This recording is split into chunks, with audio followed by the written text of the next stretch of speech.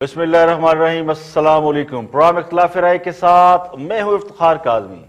Corruption में 4 दर्जे तरक्की, बिजली कीमत में ₹1.95 फी यूनिट इजाफा। तो कहने वाले कहते हैं, कोई पूछे तो कहना खान आया था।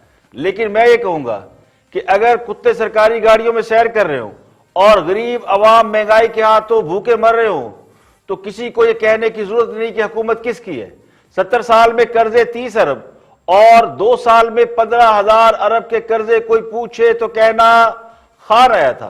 1 करोड़ नौकरियों का वादा करके 117 कौमी इदारों को खत्म करने और 2 करोड़ लोगों को बेरोजगार करने के मंसूबे बनाए जा रहे हो, तो किसी को यह पूछने की जरूरत नहीं कि हुकूमत किसकी है।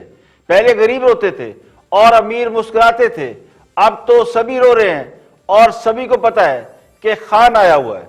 गजब करप्शन की अजब कहानी है, अजब करप्शन की गजब कहानी है।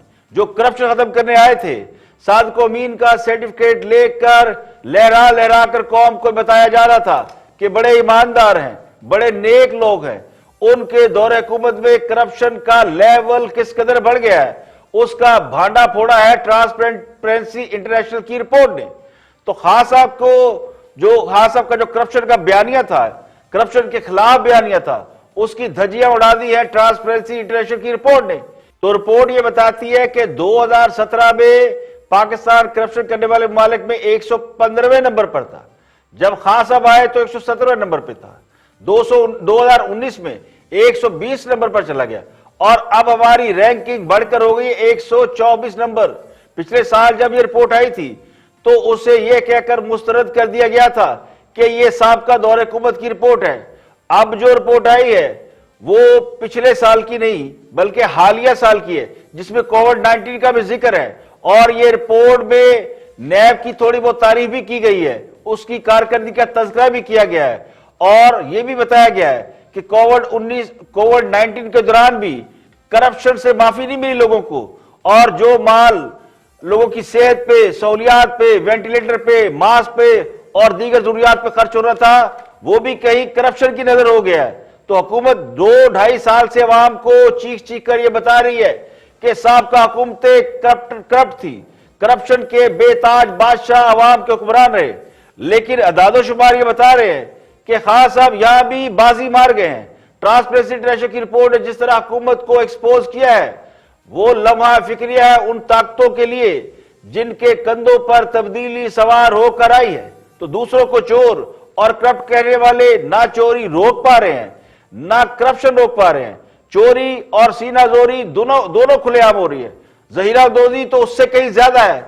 इस दौरे हुकूमत में जितनी जहीरा दोजों की, या जिसे आसान जुबान में अंग्रेजी में कहते हैं काटल, और जितनी काटल वालों की चांदी हुई है, उसकी मिसाल माजी में कहीं नहीं मिलती।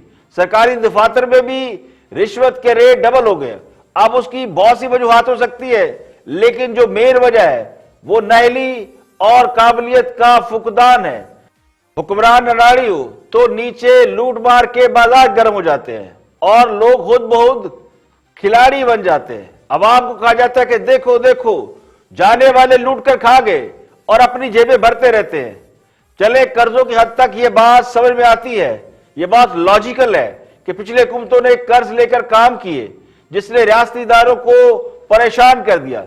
तब्दीली सरकार ने उन कर्जों को उतारने के लिए मजीद कर्जे लिए। अब 2-2.5 साल से निजाम हुकूमत खान साहब के हाथ में है, जो सर्टिफाइड सादिक अमीन है। कौम को रियासत मदीना के सुहाने ख्वाब दिखाए जाते हैं। ये खान साहब थे जो ये कहा करते थे कि ऊपर बंदा ठीक हो तो नीचे करप्शन रुक जाती है। अब उनसे बड़े अदब के साथ पूछना यह है कि अब तो ट्रांसपेरेंसी इंटरनेशनल की रिपोर्ट से जाहिर होता है कि नीचे करप्शन का सैलाब है, करप्शन बढ़ गई है। तो क्या अब यह समझा जाए कि ऊपर बंदा ईमानदार नहीं है या वो सादिक अमीन नहीं है?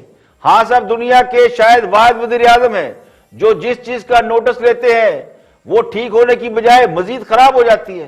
करप्शन के खिलाफ नारेबाजी की तो 2.5 साल में करप्शन 9 दर्जे बढ़ गई है। महंगाई का नोटिस लेते हैं तो महंगाई बेकाबू हो जाती है। आटे, चीनी और खाने पीने की अशिया की कीमतों का नोटिस लेते हैं तो ना सिर्फ ये चीजें मार्केट से गायब हो जाती है बल्कि ब्लैक में लोगों को महंगे दामों मिलती है। अब पता नहीं वज़ीर आज़म को लोगों से जिद है या लोगों को वज़ीर-ए-आज़म से जिद कि करप्शन खत्म होने की बजाय उसमें इजाफा हुआ है। अब या तो लोग खान साहब के करप्शन के खिलाफ बयानिए को मान नहीं रहे, लोग ये समझते हैं कि हुकूमत के अंदर भी बहुत से लोग करप्ट हैं जो अवाम की जेबों पर दिन रात डाके मार रहे हैं। जब उन्हें नहीं पकड़ा जाता, जब उन्हें खुली छूट है, तो फिर आम आदमी भी ये समझता है कि उसका भी ये हक है कि वो भी करप्शन करे। तो खान साहब के करप्शन के खिलाफ बयानियों को लोग मेरी नजर में दिखावा समझते हैं। अब दुनिया के 180 ममालिक की फहरिस्त जो ट्रांसपेरेंसी इंटरनेशनल ने जारी की है, उसमें पाकिस्तान का मौजूदा रैंक 126 हो गया। सर्वे के मुताबिक बेहतर स्कोर, इसका टोटल स्कोर 100 पॉइंट होता है। जिसका 100 है वो आइडियल है, जिसका 1 या 0 है इसका मतलब है सबसे ज्यादा करप्शन वहां हो रही है। तो पाकिस्तान का स्कोर 31 है। एक जमाने में 100 नंबर के इम्तिहान में 33 नंबर वाला पास होता था, तो हम तो उसमें पास नहीं हुए, हमारे 31 नंबर है। पिछले साल 32 थे। मुशर्रफ दौर में करप्शन इंडेक्स 97 से बढ़कर 146 पर चला गया था, और यह तारीख की सबसे ज्यादा करप्शन थी जब बड़े जबरदस्त लोग हुक्मरान थे। 2008 में जब डेमोक्रेसी वापस आई तो मुल्क में करप्शन का लेवल गिरना शुरू हुआ। अब ये भी फैक्ट्स एंड फिगर है जो कि दस्तयाब है। 2012 में हमारा दर्जा 136 था, यानी पीपल पार्टी हुकूमत के 5 साल दौरे हुकूमत में पीपल पार्टी जैसी हुकूमत जिसपे दर्जनों इल्जाम थे, उसने भी 10 दर्जे बेहतरी की। नवाज शरीफ दौरे हुकूमत में यह फिगर 115 पर पहुंच गया, यानी 5 साल में उन्होंने 20 दर्जे की बेहतरी की। तो खान साहब हुकूमत में आए तो फिर जिस तरह और बहुत सी चीजों ने यू टर्न लिया, खुद खान साहब ने बहुत सी बातों में यू टर्न लिया, तो फिर करप्शन कहां पीछे रहने वाली थी। करप्शन ने भी यू टर्न लिया और वापस बढ़ना शुरू कर दिया। तो 2.5 साल में ये 9 पॉइंट बढ़ चुकी है। तो जब हुक्मरान जमात के अरकान रोजाना शोर मचा रहे हो, खुलकर ये कह रहे हो कि वज़ीर आला पंजाब सरकारी जमीनों पर कब्जे कर रहे हैं, भर्तियों और तब्दीलियों में माल कमाया जा रहा है, तो जब ये अरकान असेंबली खुद ये माने कि करप्शन पहले से बढ़ गई है, तो फिर ये नहीं कहा जा सकता कि करप्शन के जिम्मेदार कोई और हैं, साबका हुकूमतें हैं, या ट्रांसपेरेंसी की रिपोर्ट कहीं और से जारी होती है। तो मैं आपको 2 अरकान असेंबली के क्लिप दिखाता हूं। एक तो चले नाराज हैं, दूसरे नाराज नहीं है। तो 1 बाय 1 आप देखें कि उनका क्या कहना है। और करप्शन मैंने खुद खान साहब को 4 दिसंबर को मिला था और मैंने बताया जी कि निचली सतह पे बहुत ज्यादा, मैं कह रहा हूं मैंने खुद खान साहब को जाती तौर पे 4 दिसंबर को मिला हूं। मैंने उनको कहा और उन्होंने मुझे कहा डीसी एसी नीचे, मैं कहा जी डीसी क्या नीचे क्या, हर करप्शन बढ़ गई है। 47 से लेकर अभी जो करप्शन है वो बेताशा बढ़ी है। 47 से लेकर अब तक इतनी करप्शन है जो अब इस दौर में, और उन्होंने उस पर नोट भी कराया और उन्होंने एक्शन भी लेने के लिए मैं तो उनको खुद बताया। तो ये हुक्मरान जमात के एमएनए जो कहते हैं कि पाकिस्तान की तारीख में करप्शन का लेवल ऐसा नहीं था जैसा आज के दौर हुकूमत में, ये खास साहब के मुखालिफिन इल्जाम लगा रहे, ये पार्टी के अंदर से बातें उठ रही हैं। तो जरूरी नहीं कि पार्टी के सारे लोग ही गैर जिम्मेदार हों। बहुत से लोग जो कि पब्लिक पॉलिटिक्स करते हैं, उन्हें पता है कि पब्लिक के पास जाना है, तो वो कम से कम उन हालात वाक़िअत को या उस रियलिटी को जरूर सामने रखते हैं। एक और रुकने असेंबली है जो पिछले चंद दिनों से वज़ीर आला पंजाब से नाराज फिर रहे हैं, और ये कहा जा रहा है कि उन्होंने भी अरकान असेंबली का कोई ग्रुप बना लिया फॉर्म। लेकिन वो नाराज किस बात पे? वो नाराज इस बात पे है कि जनाब बहती गंगा में हाथ धोने वाले और भी लोग हैं, और उनमें वज़ीर आला पंजाब का भी नाम है। मेरी बात है अवाम की, ये लॉ एंड ऑर्डर की ये चोरियां डकैतियां इनके भाई वगैरह ने वहां तौसे की लैंड पे जो सरकारी लैंड है कब्जे करके कॉलोनियां बना के बेच रहे हैं। कल को फेस तो हमें करना पड़ेगा। हमारे इमरान खान का विजन है कि गवर्नमेंट की जमीन को वागुजार कराए। ये तो पार्टी पॉलिसी के खिलाफ बातें हैं। दूसरी बात यह है कि ये आदमी मुकर जाता है जिसका दीन ईमान भी नहीं है, कैसी बातें मेरे साथ करते हैं। तो तारीख ये बताती है कि इस मुल्क में जिस हुक्मरान ने भी सियासी मुखालफिन को कुचलने के लिए एहतसाब के नाम पर इंतकामी कार्रवाइयां शुरू की, उससे ना एहतसाब हो सका, ना करप्शन खत्म हो सकी। अगर आप तारीख पाकिस्तान की सियासत उठा के देख लें तो आपको समझ में आ रही कि कौन कौन आया था एहतसाब का नारा लेके, उल्टा करप्शन का लेवल बढ़ गया। अयूब खान से लेके जनरल मुशर्रफ और मौजूदा दौर हुकूमत में करप्शन इंडेक्स में कमी नहीं हुई बल्कि इजाफा हुआ। अब पता नहीं इसमें एहतसाब का नारा लगाने वालों का कसूर है, हुक्मरानों का कसूर है, या मासूम अवाम को एहतसाब के माने नहीं आते? वो समझते कि जब एहतसाब का नारा लगाया जाए या करप्शन रोकने की बात की जाए तो इसका मतलब और ज्यादा करप्शन करना है, और ज्यादा सख्त एहतसाब की बात की जाए तो उसका मतलब इंतहाई करप्शन है। तो मुझे लगता है करप्शन को पकड़ने का जो बयानिया है वो अवाम ये समझते हैं कि वो धंधा है। अब अगर ये धंधा भी है तो बड़ा गंदा है। आगे बढ़ते हुए और गुफ्तगू कर रहे शेर रशीद, फाकी वज़ीर दाखिला है हमारे दोस्तों के साथ, और वो मौजूदा सियासी सूरत हाल और उस पर वज़ीर आज़म की जो पोजीशन है करप्शन के हवाले से उसका जिक्र कर रहे हैं। तो देखते हैं शेर रशीद साहब क्या फरमाते हैं। बंद कर दिया है, उनके पासपोर्ट कैंसिल करने वाली बात खत्म कर दी है, उनके पर बगावत और गद्दारी के मुकदमे जो 100% बनते हैं, और पूरी कौम चाहती थी कि जो फौज को गालियां देता है, जो मुल्क के मफादात का नुकसान करता है, उसके गले में रस्सा डाला जाए। उस पर शेख साहब और इमरान खान और कमर जावेद बाजवा जो है उन्होंने चुप साध ली है। तो ये एक अनरिटन एग्रीमेंट नजर आ रहा है। आप इसको एग्री का एक्सेप्ट करें या ना करें, this is the understanding in the general public. देखिए, मेरे बारे में तो आप कह सकते हैं कि मैं बंद गली में न जाने का हामी हूं, ना अपोजिशन को बंद गली में देखना चाहता हूं। लेकिन इमरान खान जिस शख्स का नाम है, ब्रॉडशीट इतना बड़ा इशू बनने जा रहा है कि वो हुदैबिया को भी बीच में ला रहा है, वो सिरे महल को भी बीच में ला रहा है, वो और स्विट्जरलैंड के $60 मिलियन को भी बीच में ला रहा है। कुछ भी कर सकता है इमरान खान। लेकिन अब मेरे बारे में आप कहें तो मैं एक पॉलिटिकल वर्कर हूं। मैं तो कहता हूं कि भाई अगर बातचीत के दरवाजे खुलें तो ये खुलने चाहिए। मैं नवाबजादा नसरुल्लाह की बात यहां कोट करना चाहता हूं। वो कहा करते थे मरहूम के सियासतदान बातचीत के दरवाजे कभी बंद नहीं करता, और यहां बात करते हैं तो बाहर जाके कहते हैं कि हमारी मिन्नत। कौन किसी की मिन्नतें करता है जी? हर इज्जतदार आदमी है। क्या हम वजारतों की भूख में मरे जा रहे हैं? अल्लाह ताला रहम करे। हमारी 15वीं वजारत है। अगर हमें असूलों पे घर भी जाना पड़े तो कोई क्यामत नहीं आ जाती। और जो लोग ये तासर दे रहे हैं दुनिया का हर आदमी सुलह सफाई कर लेगा, हालांकि मैं नरमी का हामी हूं, मैं बातचीत का हामी हूं। लेकिन इमरान खान कुछ भी फैसला कर लेगा, इनको ना एनआरओ देगा, ना इनसे किसी करप्शन पे सुलह सफाई करेगा। ये मैं आपको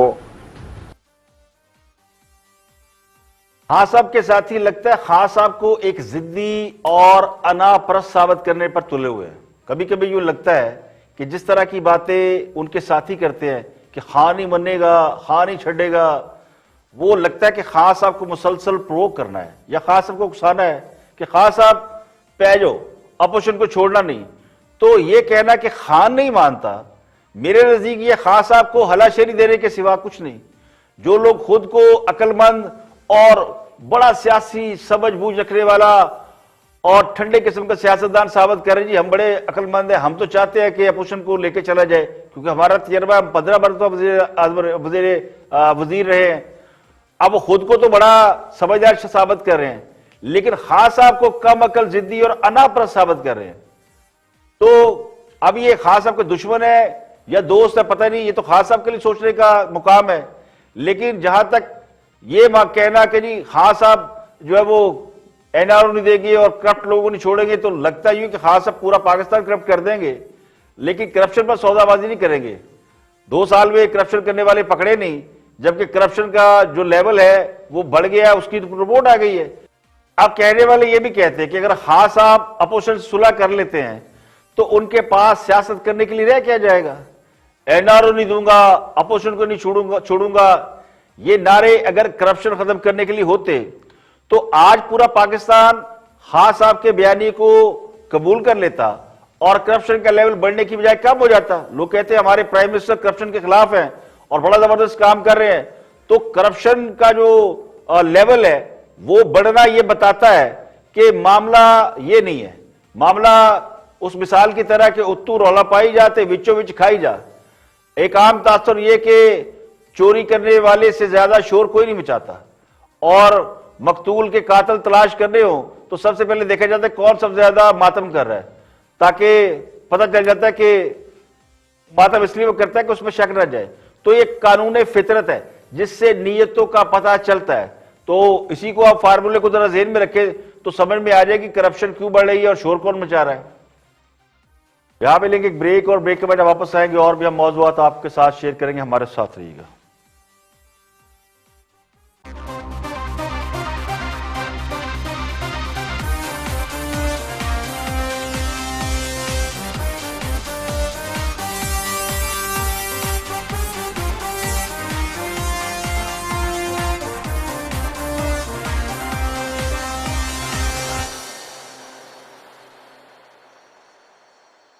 वेलकम बैक। आप देख रहे हैं प्रोग्राम इख्तिलाफ राय और मैं इफ्तिखार काज़मी। आगे बढ़ते हैं और हुकूमत का मौक़िफ़ भी देखते हैं। उस्मान डार गुफ्तगू कर रहे हैं मौजूदा सियासी सूरत हाल के ऊपर और पाकिस्तान की मुआशी सूरत हाल के ऊपर बात कर रहे हैं। ऑन द फ्रंट में देखते हैं कि क्या फरमाते हैं उस्मान डार।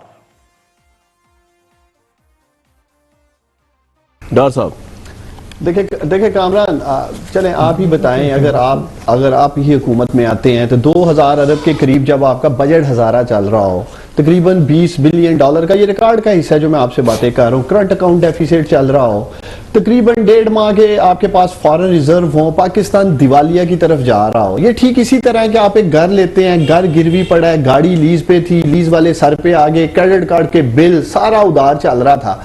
तो ऐसी सिचुएशन में मुल्क कैसे चलना है? कर्ज ही लेने थे ना। इनके कर्जों का सूद उतारने के लिए कर्ज लेने पड़ रहे हैं। या तो मिफ्ता इस्माइल साहब या पीएमएलएन ये कहे कि जी हम दूध और शहद की नदियां बहा गए थे, अरबों डॉलर अकाउंट्स में छोड़ गए थे, सब कुछ पॉजिटिव चल रहा था, तो प्राइम मिनिस्टर इमरान खान ने और उनकी हुकूमत ने आके बर्बाद कर दिया है। हुआ निजाम ठीक करना है तो उसको कुछ वक्त दरकार है। अभी हमें 2 साल मिले हैं, जाने से पहले अपनी परफॉर्मेंस स्कोर कार्ड लेके सर पॉइंट आ गया। मुझे डर से बताऊं क्या है, वहां जाके कोई बातें नहीं आप करेंगे। जो जाने वाली बातें कर रहे हैं ना, आपने जाते हुए भी ये कहना है कि जनाब हो इसलिए सका कि इनका गन था। डर साहब ये आपने कह देना आगे से। नहीं, देखिए मेरी पहले बात सुने। अभी देखिए आप बात कर रहे थे ना, हमारी अल्हम्दुलिल्लाह अगर अपनी परफॉर्मेंस पे नजर ना हो तो आज अगर मुआशत के अशारिये बेहतर दुरुस्त सिमत की तरफ जा रहे हैं। अगर आज आपकी दिसंबर में आप देखें ना जो स्टैटिस्टिक्स सामने आए हैं, टैक्स कलेक्शन 5% आज आपकी ऊपर है। आज आपका लार्ज स्केल मैन्युफैक्चरिंग जिसकी बात करते रहते मिफ्ता इस्माइल साहब उनकी सारी पार्टी तकरीबन 14.5% से ऊपर जा रही है। 19% ऊपर गई है। आपकी फॉरेन रिमिटेंस तकरीबन 25% ऊपर जा रही है। ये सारे फॉरेन रेमिटेंस तो इसलिए ऊपर जा रही है। हुकूमत का हाल ये कि टके की आमदन नहीं और 1 मिनट की भी फुर्सत नहीं। यानी सियासी मुखालफिन पर इल्जामात लगाने का सिलसिला कुछ थमे तो आमदनी बढ़ाने का भी सोचा जाए। अब बहुत से लोग ये भी कहते हैं कि नया पाकिस्तान बनाने आए थे, पुराना भी तबाह कर दिया है। जिनको इस बात की समझ ही नहीं आ रही कि वो इक़्तिदार में लाए क्यों गए थे। वो इक़्तिदार में लाए ही इसलिए गए थे कि बहुत शोर मच रहा जी कि पाकिस्तान खराब हो गया है, इसको ठीक करना है। तो ये तो खराबियों को ठीक करने आए थे, मगर हुआ इसके उलट कि जो ठीक ठाक चल रहा था वो भी तबाह कर दिया गया। जिन्हें इस बात की बड़ी फिक्र थी, बड़ा गम था कि हमने बड़े कर्जे ले लिए हैं, पता नहीं कैसे अदा करेंगे, मौशत बड़ी खराब हो गई है, 5.8 GDP है, ये तो बड़ा थोड़ा है। तो पता नहीं उनका ख्याल ये था कि हम 100 रुपया कमाने के अहल हैं लेकिन 50 कमा रहे हैं या कमा ही नहीं रहे। तो वो उन लोगों को लेकर आए जो उन्हें 50 रुपए से ज्यादा कमा कर देते, या वो दावे कर रहे थे कि हम 50 रुपए से ज्यादा कमा देंगे, लेकिन उन्होंने बिल्कुल ही भट्टा बैठा दिया। 50 की बजाय आमदनी कर दी 54। अब उसमें 75 पैसे इजाफा करके वो आमदनी हो गई 1 रुपया। तो उस पर जनाब दावे किए जा रहे हैं कि हमने मुआशत बड़ी जबरदस्त कर दी है, मुआशी इशारे बेहतरी की तरफ जा रहे हैं।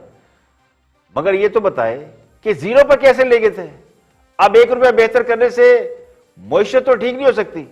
हमें तो आपने 50 रुपए से जायद कमा कर देने थे। 50 तो हमारी आमदनी थी, कमाने थे ज्यादा 49 का कर दिया नुकसान।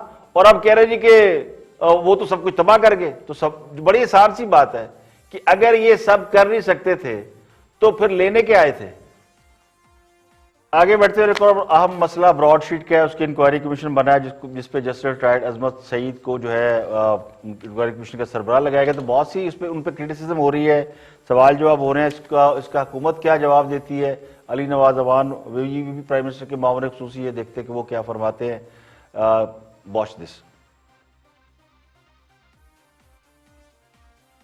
छोटा नहीं हामिद भाई, बड़ी ज्यादती कर रहे हैं। मैं आपको सच्ची बात बता रहा हूं, बड़ी रिप्यूटेबल। आप देखें, आप बात करें आज पूरे लॉयर्स की विसिनिटी से चेक करें आप कि इज ही प्रोफेशनल और नॉट। और जो टैक्स के मामलात हैं, जो कॉर्पोरेट मामलात हैं, उनमें उनको बॉस माना जाता है। बहुत अच्छे होंगे, लेकिन कॉन्फ्लिक्ट ऑफ इंटरेस्ट है, मफादात का टकराव है। एक बात उन्होंने सईदुज़्ज़मान सदीकी को गवर्नर क्यों लगाया? वो गलत किया ना, तो आप भी गलत है। रफीक तारड़ साहब को नहीं, रफीक तारड़ साहब उनको गवर्नर लगाया, वो रिटायर हुए आपने 15 साल जस्टिस कयूम की पूरी फैमिली को, मेरे भाई इमरान खान वही सियासत करे जो नवाज शरीफ ने की। सईद के साथ ये ज्यादती कर रहे हैं।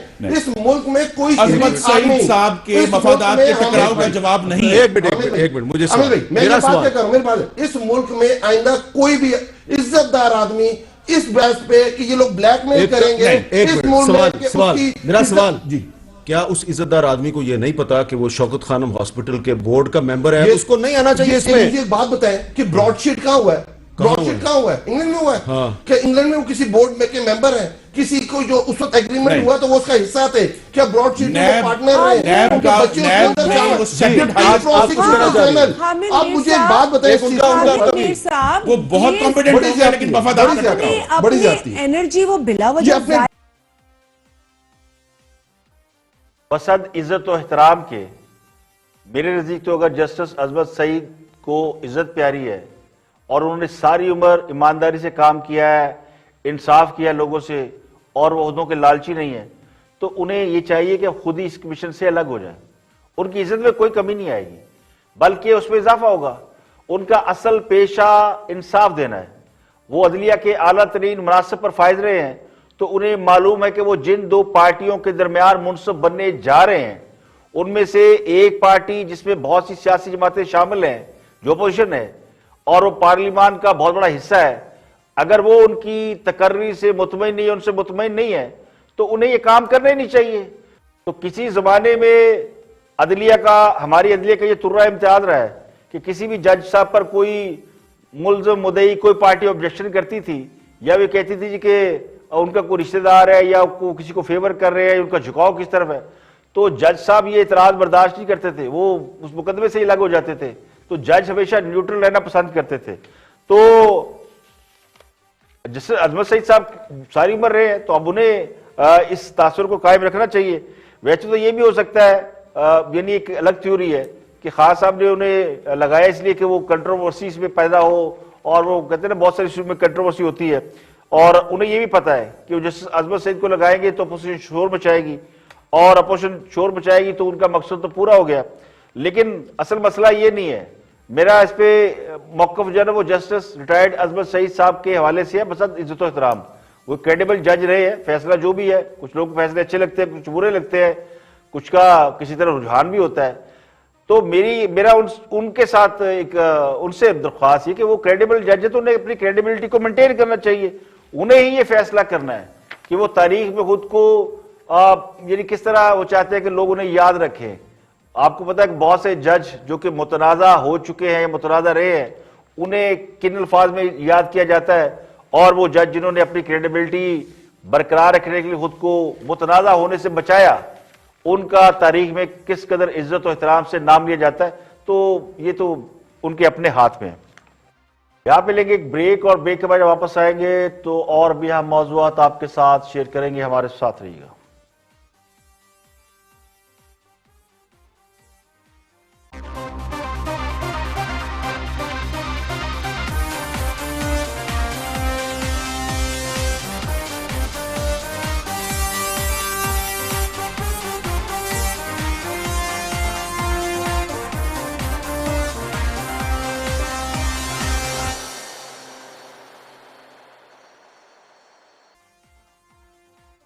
Welcome back. आप देख रहे हैं प्रोग्राम खिलाफ एरर। मैं हूं इफ्तिखार काज़मी। आगे बढ़ते हैं और एक और हम केस की आज समाअत हुई जिसमें बड़े ज़बरदस्त रिमार्क्स दिए गए।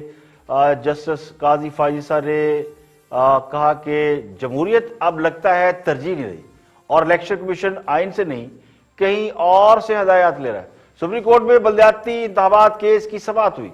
अदालत ने बल्दियाती इंतखाबात ना कराने के मामले पर attorney general, chief election commission और इलेक्शन कमीशन के मेंबरान को अदालत में बुलाया। जैसे काजी फाइज़ा ने रिमार्क्स दिए कि बल्दियाती इंतखाबात क्यों नहीं कराए जा रहे, आवाम को डेमोक्रेसी से क्यों महरूम रखा जा रहा है? बल्दियाती इंतखाबात ना करवाकर सुप्रीम कोर्ट के हुक्म की खिलाफ वर्जी की जा रही है। तो क्या चीफ इलेक्शन कमिश्नर और मेंबरान ने अपना खलफ नहीं देखा? क्या चीफ इलेक्शन कमिश्नर ने आइन नहीं पढ़ा? अटॉर्नी जनरल किधर है? अटॉर्नी जनरल अगर वज़ीर आज़म के साथ है तो उन्हें बताया कि आइन ज्यादा अहम है। वफे के दौरान अटॉर्नी जनरल और चीफ इलेक्शन कमिश्नर सारे ही सुप्रीम कोर्ट पहुंच गए। तो जस्टिस फाइज़ ने केस की दोबारा समाअत शुरू की और फिर उन्होंने कहा कि क्या जमहूरियत अब हमारी तरजीह नहीं रही? अटॉर्नी जनरल खालिद जवेद ने जवाब दिया कि जमहूरियत ही अव्वलीन तरजीह है। जस्टिस काजी फाइज़ ने कहा कि चीफ इलेक्शन कमिश्नर को उनका खलफ याद करवाना चाहते हैं। अदालत ने सूबे में बल्दियाती इंतखाबात का हुक्म दिया था। क्या आपने बल्दियाती इंतखाबात के बारे में हुकूमत को बताया? क्या मामला कबीना के सामने रखा? अदालत ये चाहती है कि हर कोई अपनी आईनी जिम्मेदारी पूरी करे। अटॉर्नी जनरल ने बताया कि मामला कबीना के सामने रखने की जरूरत ही नहीं, मेरे मशवरे पर ही हुकूमत ने मेयर इस्लामाबाद से मुतल्लिक नोटिफिकेशन वापस लिया था। चीफ इलेक्शन कमिश्नर ने पंजाब में बल्दियाती अदारों की तहलील गैर आईनी करार देते हुए कहा कि पंजाब हुकूमत ने बल्दियाती हुकूमतों को तहलील कर दिया था। पंजाब की सूबाई हुकूमत का इकदाम गैर कानूनी था। तो जस्टिस फाइज ईसा ने पूछा कि फिर पंजाब हुकूमत के खिलाफ गैर आईनी इकदाम पर क्या कार्रवाई की गई? तो चीफ इलेक्शन कमिश्नर ने जवाब दिया कि पंजाब हुकूमत ने नया बल्दियाती कानून बना लिया है। जस्टिस फाइज ईसा ने कहा कि आप आइन पर अमल नहीं करा सकते तो साफ बता दें। जस्टिस फाइज ईसा ने खैबर पख्तूनख्वा को केपी कहने पर झाड़ पिलाते हुए कहा कि आप आईनी ओहदेदार है, सूबे का नाम खैबर पख्तूनख्वा क्यों नहीं लेते? सूबे के अवाम में नफरतें ना पिलाएं। दौरान सवाल जस्टिस फाइज ने आर्टिकल 6 का भी हवाला दिया और उन्होंने कहा कि आइन में अमल दरामद पर रुकावट डालने वाले संगीन गद्दारी के मुर्तकब हो रहे हैं। तो लगता यूं है कि इलेक्शन कमीशन आइन से नहीं कहीं और से हदायत ले रहा है। आप इलेक्शन नहीं करा सकते तो घर चले जाएं, मुस्तफी हो जाएं। चीफ इलेक्शन कमिश्नर ने कहा कि कोरोना के बावजूद हमने जिमनी इंतखाबात कराए। जस्टिस काजी फाइज ने कहा कि जिमनी इलेक्शन करवाकर आपने क्या कौम पर एहसान किया? क्या जिमनी इलेक्शन कराने पर कौम आपको खराज तहसीन पेश करे? इलेक्शन कमीशन का वजूद इंतखाबात कराने के लिए। जस्टिस मकबूल बाकर ने कहा कि कौम पर बहुत जुल्म हो चुका, अब मजीद नहीं होना चाहिए। अगर आप जमीनी सतह पर अवाम को इख्तियारात नहीं देंगे तो कैसे काम चलेगा? चीफ इलेक्शन कमिश्नर ने बताया कि केपी की हुकूमत ने रूल्स नहीं बनाए। खैबर पख्तूनख्वा की बल्दियाती हुकूमत 25 अगस्त 2019 में खत्म हो गई, लेकिन कोई नया बल्दियाती कानून या कवानीन नहीं बनाए गए। तो जस्टिस काजी फाइज ने कहा क्या हर बार इलेक्शन के लिए नए रूल्स बनाए जाएंगे? आप आइन नहीं किसी और के ताबे लगते। जमहूरियत ना होने की वजह से मुल्क बर्बाद हुआ। जैसे काजी फाइज ने कहा कि आखिरी इलेक्शन यानी जनरल इलेक्शन 2018 में हुए, तब से इलेक्शन कमीशन फारग बैठा है। इलेक्शन कमीशन का वजूद इलेक्शन कराने के लिए। चीफ इलेक्शन कमीशन का नाम आइन में मौजूद है। अपनी ताकत पहचाने। इलेक्शन कमीशन ये बताए कि लोकल बॉडी इलेक्शन कब कराने हैं। तो चीफ इलेक्शन कमीशन ने कहा कि खैबर पख्तूनख्वा में 18 अप्रैल को बल्दियाती इंतखाबात कराएंगे। जैसे काजी फाइज ने पूछा सिंध, पंजाब, बलूचिस्तान में कब कराएंगे? तीनों सूबों में इंतखाबात की तारीख दें। इलेक्शन कमीशन ने पंजाब हुकूमत के खिलाफ लोकल हुकूमतें तहलील करने पर क्या एक्शन लिया? इलेक्शन कमीशन के पास इतने वसी इख्तियारात हैं, सुप्रीम कोर्ट भी बल्दियाती इलेक्शन ना कराने का हुक्म दे तो इलेक्शन कमीशन हमें भी इनकार कर सकता है।